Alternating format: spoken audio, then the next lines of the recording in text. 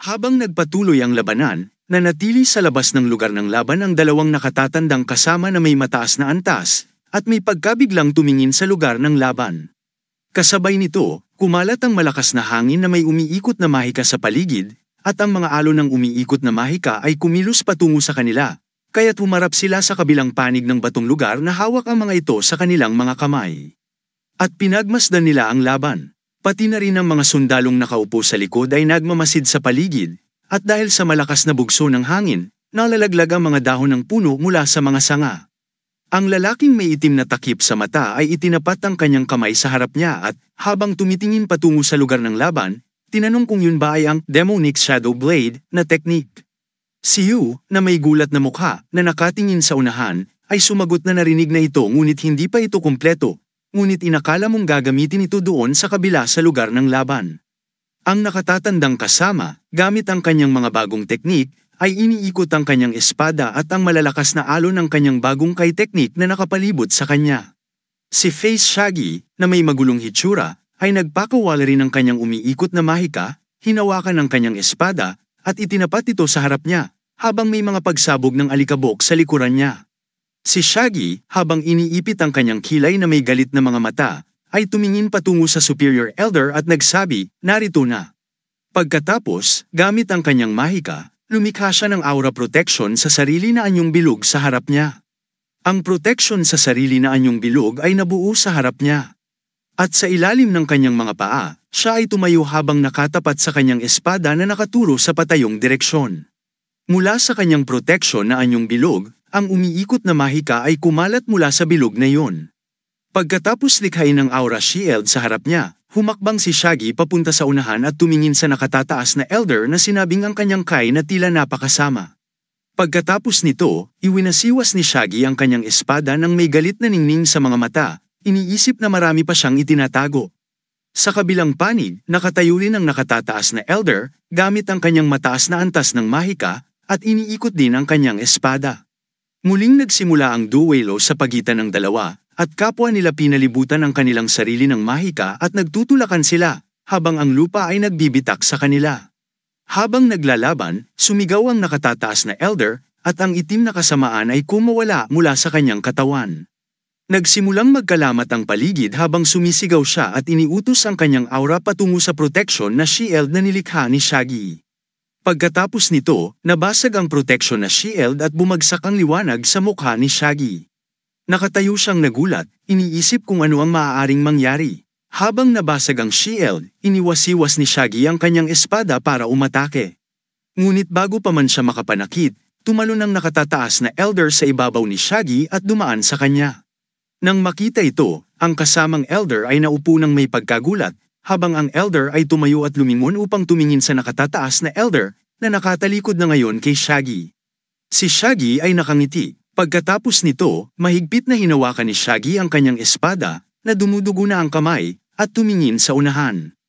Ang nakatataas na elder ay iniisip na siya ang nasa likod ng lahat ng ito. Gayunpaman, nakatayo roon ang nakatataas na elder na may nagliliyab na pulang mga mata at isang masamang ngiti, mahigpit na hinawakan ang kanyang espada. Muli, ang itim na kasamaan ay kumawala mula sa espada ng elder.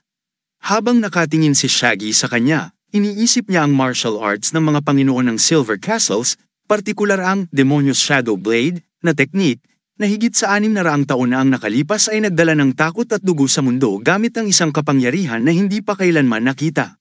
Kasama sa mga kabataang yun sina Yang Jane ng Zhongyuan, Hong Bingog ng North Sea, at Hai Yuhenyo ng Tollin's Ironblood at Horseman, na lahat ay nagkakaisa sa ilalim ng pangalan na Four Heavenly Blood Alliance. Pagkatapos alalahanin ng lahat ng ito, si Shaggy, na humihingal at duguan, ay tumingin sa nakatataas na elder at nagsabing, siya ay nagkubli sa anyong tupa, nagtatago ng matagal. Sa tugon nito, ang nakatataas na elder ay ngumiti ng may kasamaan at, habang nakatingin kay Fei Shenzo, sinabi, ito nga ang panahon. Kasabay nito, ang itim na kasamaan ay kumawala mula sa kanyang espada at kumalat sa kanyang likuran. Dahil sa kanyang masamang kapangyarihan, ang mga dahon ng puno ay naging itim at tuluyang naligas. Habang tumatawa, sinabi ng nakatataas na elder kay Shaggy na may isa pang dahilan kung bakit siya mamamatay sa lugar na iyon. Dahil dito, ibinalik ni Shaggy ang kanyang espada sa kaluban at habang nakatingin sa kanya, tumugon siya, hindi ito magiging madali. Pagkatapos nito, binuksan ni Shaggy ang kanyang kanang kamay at pinaga niya ang kanyang umiikot na purple na mahika. Ang kanyang kasamaan ay nagsimulang umikot na parang bilog at umangat, habang si Shaggy na may galit na pulang mga mata ay nakatingin sa nakatataas na elder at sinabing, dapat mo ring ilagay ang iyong buhay sa panganib. Pagkatapos, habang ginagamit ang kanyang kapangyarihang mahika, mahigpit na hinawakan ni Shaggy ang kanyang kamay at pinaga niya ang kanyang makapangyarihang divine arts. Sa gitna nito, isang maliwanag na liwanag ang kumalat, at ang liwanag na iyon, na umiikot na anyo, ay pinalibutan si Shaggy, at gamit ang kanyang mahika, lumikha siya ng hindi nakikitang proteksyon. Pagkatapos nito, hawak ang kanyang espada ng galit, tumingin si Shaggy sa nakatataas na elder, at pinaikot ang kanyang mahika sa paligid niya.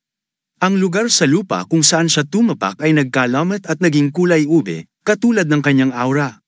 Nang makita ito, ang lalaking may itim na takip sa mata ay umupo sa tabi ng bato at nagsabing, iba ang itsura nito kaysa sa espada.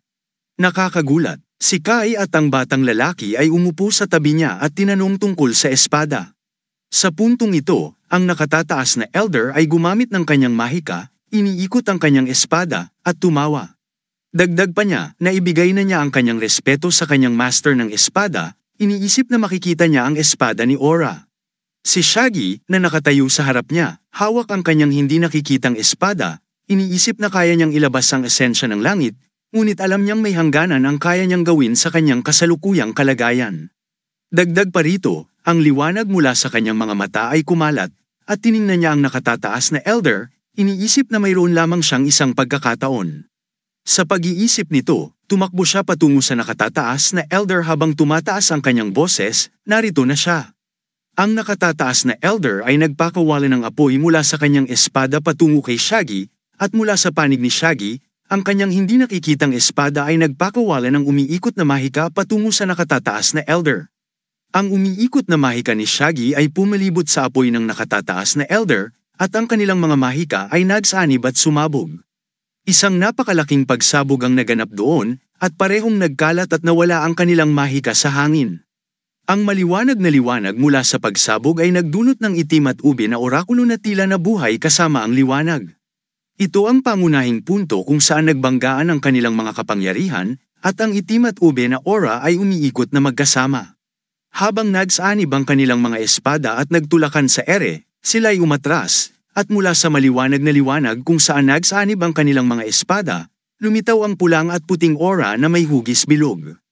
Pagkatapos nito, muli silang nagsugod upang umatake habang ang umiikot na aura ng enerhiya ay pumalibot sa kanila. Nagkaroon ng malakas na pagsabog ng alikabok sa paligid nila. Si Shaggy, na may galit na pulang mga mata, hawak ang kanyang mahiwagang hindi nakikitang espada, ay tumakbo patungo sa nakatataas na elder habang sumisigaw, ito na ang katapusan. Sa kabilang panig, ang nakatataas na elder, na may hawak na espada ng itim na mahika at may galit na pulang mga mata, ay sumagot ng, wakasan mo na, Shaggy. Ang kanilang mga espada ay muling nagsanib at nagdulot ng napakalaking pagsabog ng apoy. Sa mga bundok ng Jehovah, kung saan sila naglalaban, nagsimulang gumuho ang burol, at mga bato ay nagpulasan mula rito at nahulog sa lupa. Gayun din, nagsimulang bumagsak ang tubig mula sa gumuhong bundok na iyon. Sa ibabaw ng bundok, ang nakatataas na elder at si Shaggy ay nakatayo sa harap ng isa't isa, at ang alikabok ay kumalat sa paligid nila. Sa usok, ang mga alikabok ay nagliparan at ang mga bato ay nagkalat. Sa bundok sa kanilang paligid, ang kasama ng nakatataas na elder ay nakaupo sa tabi ng isang bato, pinapanood ang labanan. Habang tinitingnan ni Yu ang lugar ng laban, sinabi ni Yu kung, anong nangyayari? Sa tugon, ang lalaking may itim na takip sa mata ay ngumiti ng bahagya, at nanatiling tahimik habang ang alikabok at usok ay unti-unting nawawala. Ang nakatataas na elder ay sinaksak ang kanyang espada sa lupa, lumuhad, sugatan sa harap ni Shaggy. Nakayuko ang ulo ng nakatataas na elder, at pagkatapos ay umubo at nagsimulang lumabas ang dugo mula sa kanyang bibig. Nang makita ito, sina Shendo at ang iba pa ay mabilis na tumakbo patungo sa kanya. Sumisigaw ng, Sir, ayos lang ka lang ba? Tanong ni Shindo na nakatingin sa kalagayan ng nakatataas na elder habang nakatayo sa likod niya. Si Shindo, na nagulat, ay tinanong kung ano ang nangyari. Pagkatapos, tiningnan nila si Shaggy na nakatayo sa gitna ng alikabok at usok. Nakita nilang nakatayo pa rin doon si Shaggy, kaya't si Shindo ay lalong nagulat at tinanong, paano nangyari ito? Paano siya nakatayo pa rin ng ganito? Ngunit si Shaggy ay dahan-daang iniikot ang kanyang ulo at inilagay ang kanyang kamay sa kanyang tiyan, kung saan umaagos ang dugo. Sa kanyang iniisip niya, paano ito nangyari? Pagkatapos, tumingin siya sa nakatataas na elder na nagsabing, natalo na ako. Sa mga salitang yon, nagulat ang nakatataas na elder. Itinaas niya ang kanyang ulo at tumingin kay Shaggy. Pagkatapos nito, tumayo ang nakatataas na elder, at habang tinitingnan si Shaggy, sinabi niya, hindi, ikaw ang natalo sa laban na ito. Si Shaggy, na hawak ang kanyang tiyan, ay sumagot, pareho tayong lubhang nasugatan, pero ako'y nakaligtas. Tumingin siya sa nakatataas na elder at sinabi, na-block ko ang pagkalat ng lason sa iyong mahika, pero ang aking 5 laman loob at 6 na butas sa katawan ay nasira na, at ang aking cardiovascular system ay napinsala rin ng husto. Nakakapanghinayang, kung sana'y nakayanan ko pa ng mas matagal. Pagkasabi nito, si Shaggy ay humarap at ang nakatataas na elder kasama ang kanyang mga kasama ay nagulat. Tinitigan nila siya habang si Shaggy ay humakbang pasulong at tumayo sa gilid ng bundok. Ang kanyang umiikot na mahika ay pumalibot sa lugar kung saan siya nakatayo, at isang alikabok na buhawi ang nabuo sa kanyang paligid. Habang nakatayo doon at nakatingin sa hinaharap, sinabi niya sa sarili, ang pagligtas sa aking buhay, kahit papaano, ay naging posible kung ito ay napunta sa kamay ng iba. Dahil sa malakas na hangin na pumalibot kay Shaggy, ang kanyang buhok at damit ay nagliparan, at ang kanyang mga salita ay narinig ng nakatataas na elder at ng kanyang mga kasama, na tumigil at napatingin sa kanya. Tinanong ng nakatataas na elder kung ano ang ginagawa niya, ngunit si Shaggy ay nanatiling kalmado sa kanyang tugon. Pagkatapos, iniikot niya ang kanyang mga mata at tumingin sa nakatataas na elder, sumagot na mas marami pa ang darating, nakakalungkot lang na ibahagi ito. Pagkatapos nito, pumikit si Shaggy at tumalon mula sa bundok, habang lahat sila ay natigilan, nakatingin sa gilid ng bundok kung saan siya tumalon at nagsigawan. Subalit, sa gilid ng bundok, kung saan tumingin ang mga tao, wala silang makitang anuman sa ibaba kundi ang puting usok. Matapos ang ilang sandali, sa mas mababang bahagi ng bundok, malapit sa talon at sa agos ng tubig, ang mga sundalo ng nakatataas na elder ay naghahanap kay Shaggy. Si Shindo ang nangunguna sa mga sundalo, at Yu ay kasama ang lalaking may takip sa mata ay tumigil habang nagsasaliksik sa agos ng tubig. Isang sundalo ang nagsalita ng malakas at sinabi kay Shindo, wala siya rito.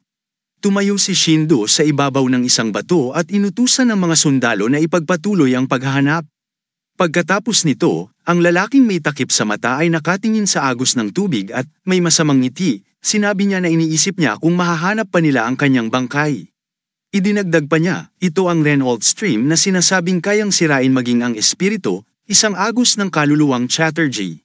Sa tugon, tumigil ka sa tabi niya, nakatingin sa unahan, at sinabi, tapos na.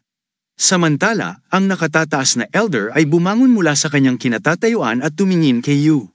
Tinawag sina Yu, pati na rin ang lalaking may takip sa mata ay tumingin sa kanya. Pagkatapos, itinupi ng nakatataas na elder ang kanyang mga kamay at, habang nakatingin sa inyong dalawa, sinabi niyang ang kanilang pagtatasa sa master ng espada ay lubusang mali. Pagkatapos, tinanong ni Yu kung ang kanilang opinyon ay magiging iba kung nalaman nila ang totoo. Tama ba siya? Galit na galit ang mukha ng nakatataas na elder habang tinitingnan kayo, at sinabi niyang kung wala ang orihinal niyang katawan, siya ay buhay pa ngayon.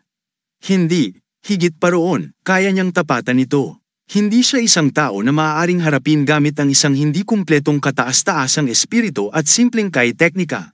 Tinitingnan ng nakatataas na elder, binuo si Yu ng kanyang kamao sa kaliwang kamay at hinampas ito ng iyong kanang palad.